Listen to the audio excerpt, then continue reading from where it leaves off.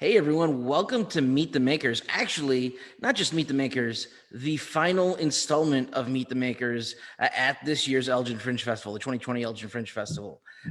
We have talked to so many great artists, and tonight is no exception. We are going to be talking with amazing magician Nolan Webster, host of his show Virtual Magic and Mystery. Nolan, how are you doing tonight? Hey, Nick, thanks for having me. Yeah, it's great to have you. So your show is it's a recording of a Zoom call where you do magic for a small audience. Is that right? Correct. Yeah. So how did you decide on that specific format? Because like I know a lot of people had to try a bunch of different things this year with you know with COVID and everything. So how did you come to the decision of going that specific format? So back when COVID hit and a lot of the gigs were being canceled and clients stopped returning phone calls, uh, entertainers needed a different uh, format of shows. Some decided to try to wait out COVID and see what would happen. And then there were some that decided to try this online Zoom type show. So after several iterations, several practice shows, I came up with a show that was still engaging because the shows that I typically do in person, it involves interaction. Somebody's always coming up on stage. The mystery and mind reading type stuff, it involves another person. I could read my own mind, but that's kind of boring to watch. So finally came up with this show that I'm still able to do online and still have interaction and engagement. And I didn't want to just put on a show where people just sat there and watched the show. I wanted to do something where people were interactive and engaged. So while I could have just recorded a regular, hey, watch me do this type thing, I didn't want that. I wanted people to experience what it would be like in a Zoom type show if they were watching, let's say, a theater show or watching a Zoom show, so that they understood that there was interaction going on, there was back and forth, there was engagement and interaction. Right, that makes sense. And so you have it's a pretty cool setup because normally a Zoom call is just the cameras of whoever's there, but you had a second camera set up so you could actually see up close to what you were doing as well, which was really a nice feature. Was that something you saw somewhere else where you're just like, hey, I want to make sure people can really get the opportunity to see it? How did you decide to put that second camera in there? So that came from trial and error. So I have a light right here in front of me, and if I went to show somebody a card or what I wrote down, there's a lot of times a glare which you can see pops up. And so it's kind of distracting to the audience and to the whole flow of the show. So it was easier if I just had a small camera right off to the side to where I could flash a card, or if I write something down, here, just go and look at this, rather than, oh, is that the right angle? Can you see it? It's too glary. A white card against a white t-shirt really doesn't work out. So it's just from practicing and doing the shows a few times where I realized certain things did and did not work, and that was one of them. That's awesome. I didn't even think about like the glare being the reason, but that totally makes sense. That is so cool. And like I said, I think it adds to the show that you have that kind of a tighter shot on what you're doing. Now, a lot of your show, and I'm not going to spoil the show for people, so you have to watch it if you want to see what happens. But a lot of your show revolves around two things you mentioned already: the deck of cards and writing things down. Those are kind of your main focal points of the show. Is that something that you normally do with your shows, or is that something that you felt was like these things translated to the virtual better, or where did that, or somewhere in between, or where did that lie? Yeah, so I think it's somewhere in between as far as, so it starts off with some trying to connect with people as far as thoughts I'm having to see if they can connect with the same thoughts. And then from there, try to hone in on one person that maybe I didn't connect with that well and try to do something one-on-one with them. And then cards, just, I've grown up with a deck of cards. Some of my fondest memories growing up is waking up in the middle of the night, being surrounded by playing cards. So when I got started in Magic, it was cards, it was sleight of hand, it was dealing demonstrations and gambling and stuff of that nature. So just as a comfortableness for me, I wanted it still to have something with cards. I think when people think magic and magician, they think of playing cards. So I think it helps to put people at ease when they see I'm going from mind reading and connecting with people to, oh, it's a deck of cards. I'm a little more comfortable with that. And then I go back to, maybe I read some words from a book and have them think of one, and I try to connect that. And then I go back to, I didn't do it on the show that I recorded, but typically I've been ending my show with what's called a cartomancy routine, which so playing cards are the big brother to the tarot cards. Each card has a meaning. If you go back to tarot cards of clubs, I mean of coins and cups and swords, they translate to clubs and hearts and spades and stuff. And just have a person think of a card that comes to them, and then kind of give them the meaning of that card and maybe why that card kind of came into their mind right now. So it's just encompassing all the aspects of magic and minimalism. And I do mind reading without anything, and then try to write stuff down as I get pieces of information. Like whenever they think of a word from a book, I get pieces of information. So as I'm getting it, I'm writing it down, revealing it back to them, and then at the very end we get this thought that they had. That's really cool, and I think it's interesting you mentioned that, because I realized that when you were starting to talk about the meaning of the cards, and I personally I knew that that the tarot deck and regular playing cards were closely related, and so I thought that was nice that you incorporated that in there. So some of these, you've got these people, and it's interesting because I've seen other Zoom shows, whether they're Fringe or just online in different places, where the audience members tend to, like the ones that are on camera that are with the people, a lot of them tend to know the person, but it was very clear that you did not know these people. You didn't know their names ahead of time. How did you find your audience for this show? So Sarah, probably about 2 months ago, I decided to do a weekly Zoom magic show. It's something that I've put on through Eventbrite, something that I sell tickets to. So this way I could advertise across the country. If you're interested in some sort of online entertainment, if you're stuck with being at home and want something to do, there's this online Zoom show that I'm doing. And what I've also used it for is, so a big dream I've always had is to have my own theater or a place where I headline. So if I have any potential clients, they would have a place to come and see me. Because most of the time I'm doing private shows, I'm doing private parties, private gigs. And if a potential client wants to see the kind of work I do in person, they can't. So a Zoom show gives me that opportunity to where if a client's looking for a show in October, say, hey, I'm doing a Zoom show on Friday night. I'll send you a ticket. You can come and kind of get a feel for the kind of show I do. So yeah, I think the Zoom show that I recorded, we had people from Colorado. I think Arizona was on there. I think some people here locally were also on there. So yeah, it's just a weekly show I do. I advertise it, push it out there, and people show up and watch. That's really cool. That's super cool. So, it's very interesting because you have this kind of, you tread this line. Like some people are like, I'm a mentalist, and some people are like, I'm a magician, and you kind of take them and put them together, and you kind of blur that edge with what you're doing. And I'm just curious, like how, like like about like some of the more interesting reactions you've gotten, like when you're as you say, you connect with them, right? You kind of like create a harmonic connection. Like, have people freaked out, or like how does that what's like one of the craziest things that's happened when you've done that? Yeah, so it's nice to go from magic, where I would typically get a, hey, how did you do that? So we're now with minimalism, mind reading, and connecting. It's, how did you know that? Because I'm revealing information about themselves.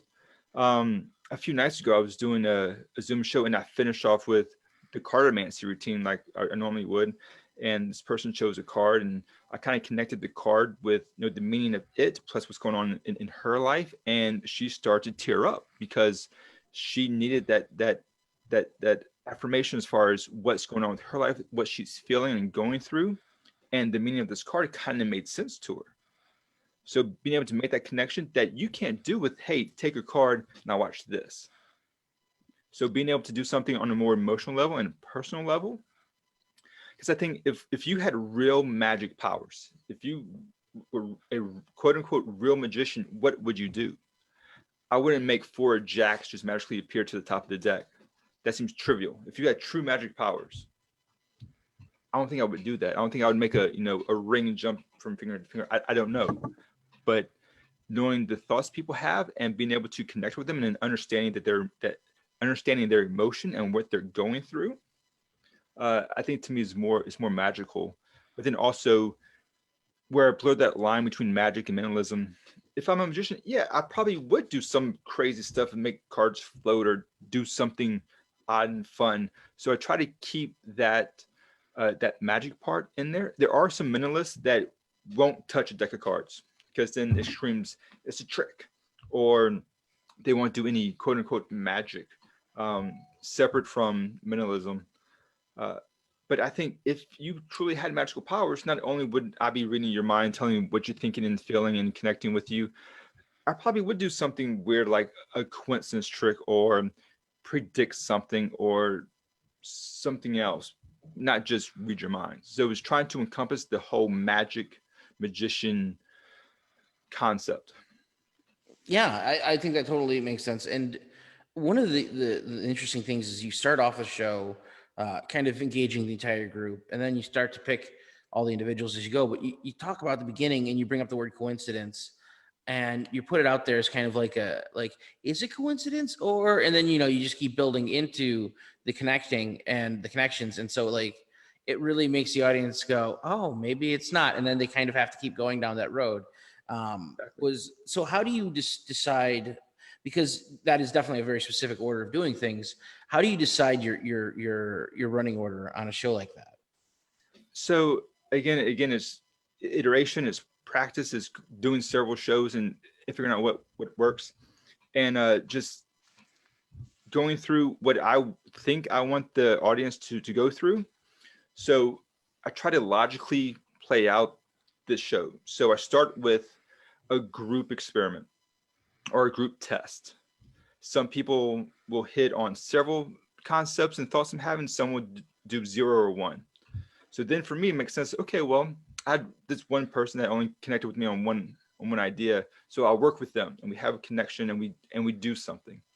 And then I go on to talk about coincidence and fate and you know is there really such a thing as free choice? And then a thing happens about that.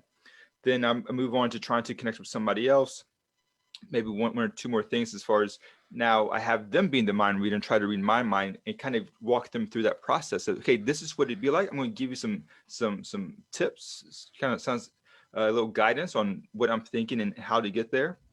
And then just I finish up again with the cartomancy as far as involving everybody.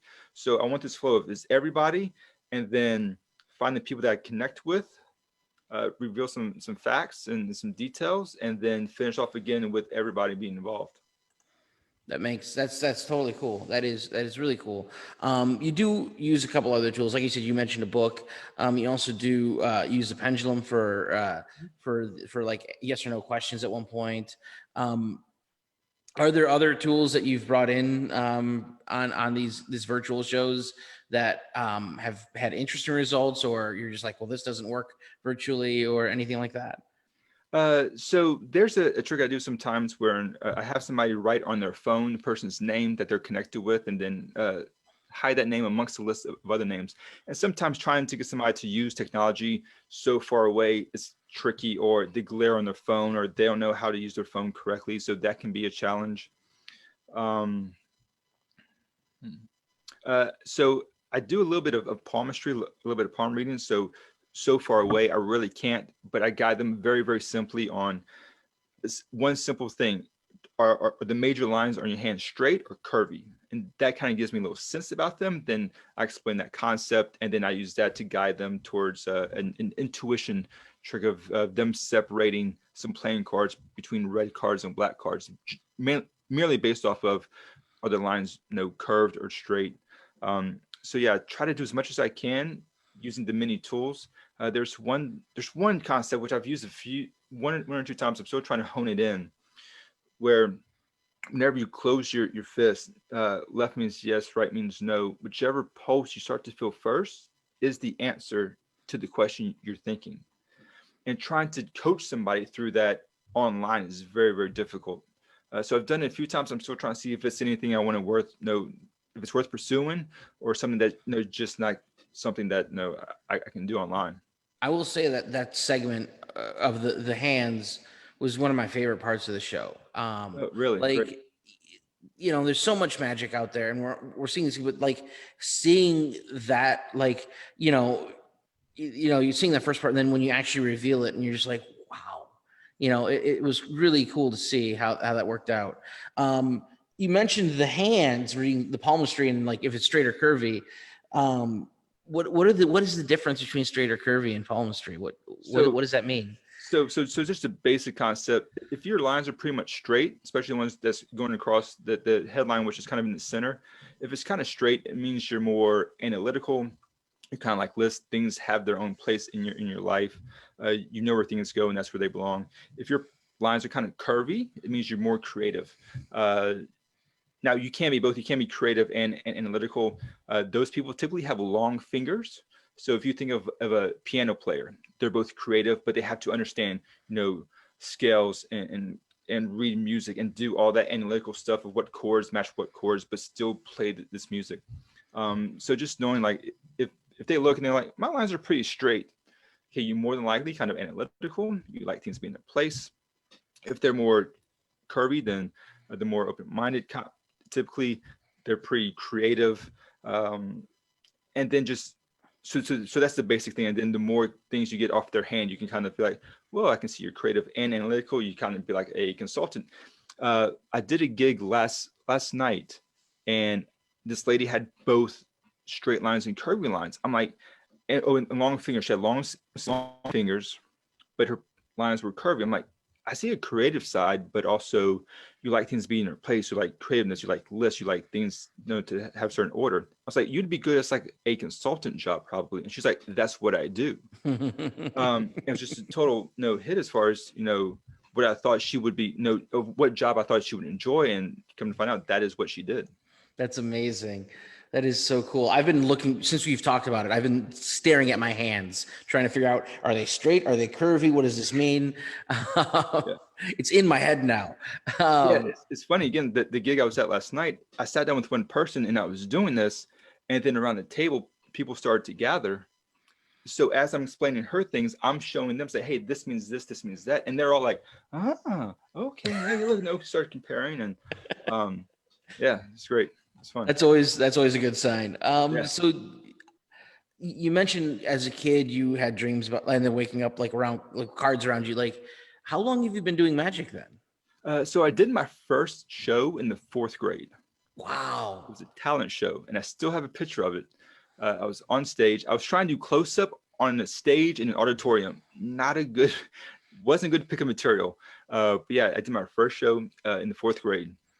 That is so cool. And just been doing it ever since, huh? Yeah, so I think most kids growing up are into magic.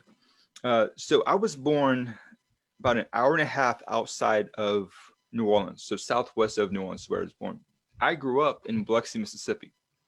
So to get to visit my grandparents, we would always travel through New Orleans. And most of the time, we would stop in New Orleans for the day or for the afternoon on the drive back or the drive there. And there was a magic shop in the French Quarter. So every time we went, I would go visit the magic shop. And I guess that kind of kept my interest in magic going, where some people, hey, magic's cool. They get a kit for Christmas and then that's it. But I guess because I saw it all the time growing up, I always had this interest and kept with me. And then when I was a senior in high school, I went to a magic camp. I know Disney just released a movie about magic camp. It's really a thing. I went to one in New York, and uh, I think a year or two before, David Blaine had attended. The year I went, Michael Carbonaro was a guest performer. He had like electric blue hair, electric red hair, and a lot of great people there that I met. A lot of great magicians went there and got their start. And then just off and on, was into magic. Out of it, just depends on what life was presenting me at the time. And here we are now. That's interesting. Being able, like, and I'm a huge fan of New Orleans, so like you talking about that and the idea of not just the magic shop there, but I'm guessing because the fact that you do palmistry and have tarot related pieces in your show, is that influence from like all of like the buskers in Jackson Square doing fortune telling there, or is that Um, something that you think is an influence? so I think early on I was turned off by all that. I did enjoy the street performers. Hmm. When I was living in South Carolina, I attended a magic lecture by a well-known street performer or street magician, and he said, "Hey, it's possible to make a living working the streets as a street performer." I was like, "Challenge accepted." And so I kind of figured that whole thing out. I was a street performer in Charleston and Savannah, Georgia, because I was close to where I lived. Ended up moving back, performed on streets down in New Orleans, and I think there's a lot of misconceptions about who street performers are and the kind of lifestyle they lived. But to go to a city with no money, walk out, perform, and then people have people give you money because they enjoyed the show is the best feeling ever. My very first show, I made $25. My first time on the streets, $25. It was the best feeling I had because I was able to get people to stop what they were doing, watch my show, and was entertaining enough to give me money. Best feeling ever.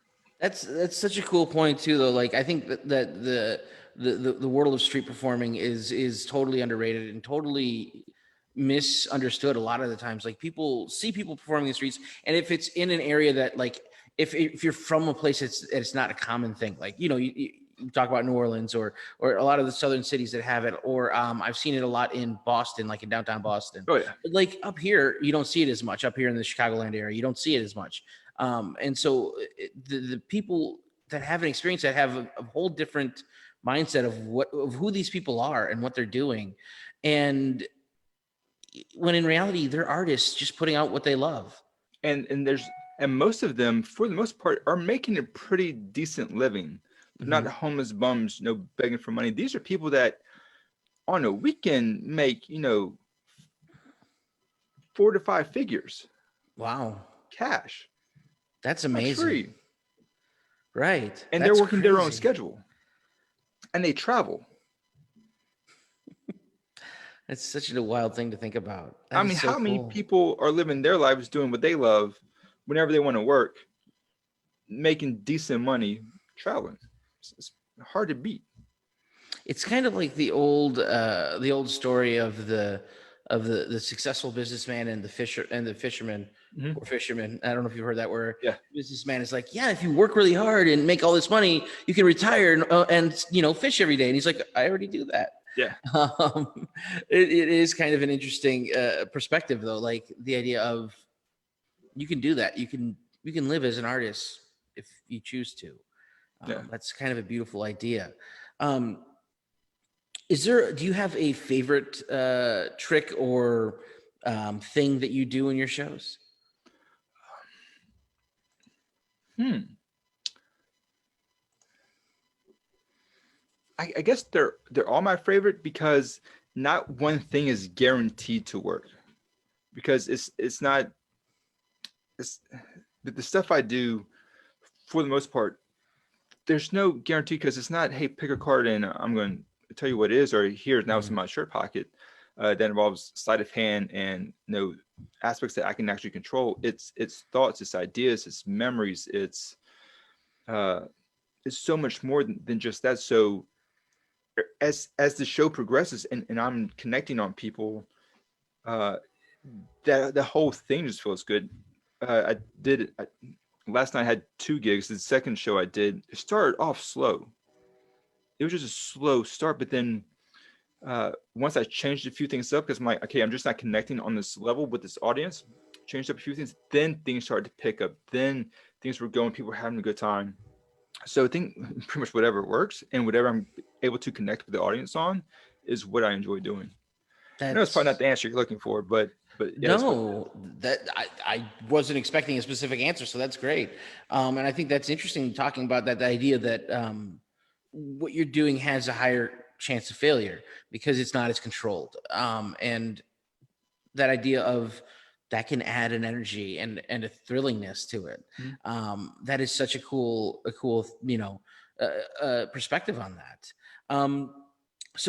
Real quick, if people want to see more of your work, or if they want to reach out to you or whatever, where can they find you, like on social media and stuff? Sure. So my website, nolanwebster.com, Nolan Webster, like the dictionary.com. Instagram and Facebook, nolan.d.webster.com. And make sure you find my Fringe show, the virtual magic and mystery show.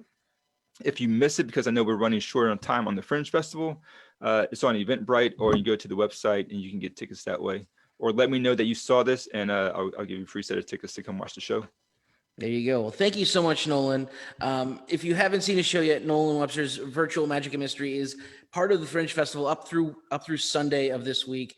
It's the last week. I know, it's crazy. It's been a month already that we've had this festival going. It's so insane. His show is only $5 to see, and then $5 goes right back to him. So go see it. Check it out. Pay that $5. If you want to see all of the shows in the festival, which why wouldn't you? It's only $50 to see the whole festival, which is a steal. And that money also goes back to the artist. So please do that as well. I want to thank everyone for watching. This is our final Meet the Makers interview of the Elgin Fringe Festival 2020. Hopefully we'll bring it back next year. A couple of other things we have going on. The gallery is open on Friday again this week, so please come out, check that out. We also have a virtual gallery concert highlighting all of the great artwork in the festival this year, and that's going to be 3 posers. The band is going to be playing live, and we're going to be streaming that on Facebook, so check that out. It's free. And then Sunday, we are having our awards ceremony, and we are announcing who the best of the best were from this Fringe Festival, and you have a chance to vote for that. If you go to elginfringefestival.com, you can vote on what your favorite show is and have a part in saying who wins the prizes. Thank you so much for joining us. Thank you again to Nolan Webster. Once again, I'm Nick Mataragis, the artistic director, and just thank you so much for joining us for all of these.